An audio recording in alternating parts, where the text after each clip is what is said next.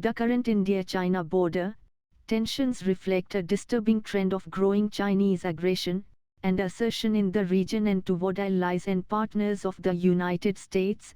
Biden's pick for top Pentagon policy job, Colin Kahl, has told lawmakers.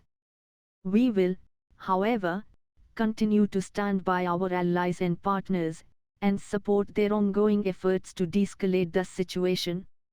If confirmed, I will continue to monitor the situation closely, as both parties work toward a peaceful resolution.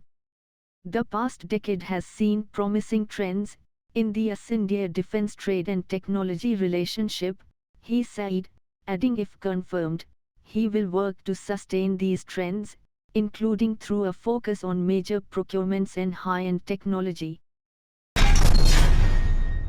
India has taken a major step towards becoming an arms exporter.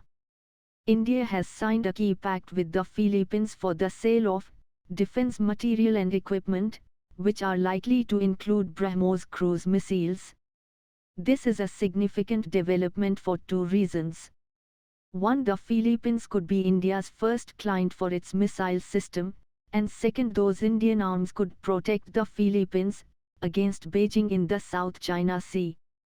This region, the South China Sea, has become one of the biggest flashpoints, not just in Asia, but the entire world. China claims the whole of the South China Sea. 5 other countries make overlapping claims: the Philippines, Malaysia, Indonesia, Brunei and Vietnam. And that is the essence of the conflict over the South China Sea. So the Philippines is pitted against China. India is selling arms to the Philippines. That should explain the strategic significance of this deal. A country that's responding to the Chinese threat with a call for self-reliance. Indian missiles will allow the Philippines to assert their territorial right in the South China Sea.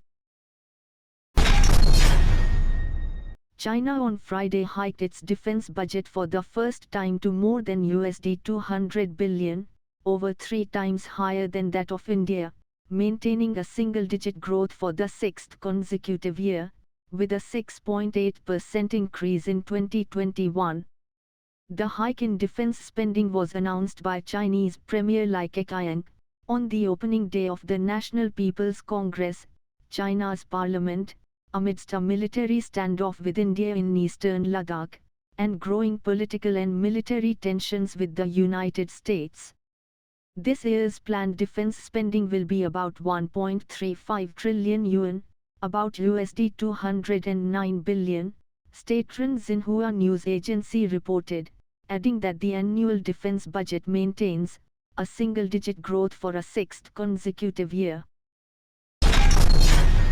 Impressed with the performance of the 2 leased Sea Guardian drones, the Navy, Army and the Air Force will finally jointly procure 30 armed versions of the American unmanned aerial system in what could be a $3 billion deal. The decision comes just before U.S. Secretary of Defense Lloyd Austin's visit to India later this month. Initially, one of the 3 services were not on board about procuring the armed Predator drones, but now all 3 are finally on the same page. If approved, this would be the first 3 service procurement since Chief of Defence Staff General Bipin Rawat was appointed to steer the Indian Armed Forces into a more united force, both in terms of operational doctrine and procurement. However, since all the 3 services wanted weaponized drones, a decision was taken to jointly pursue the deal.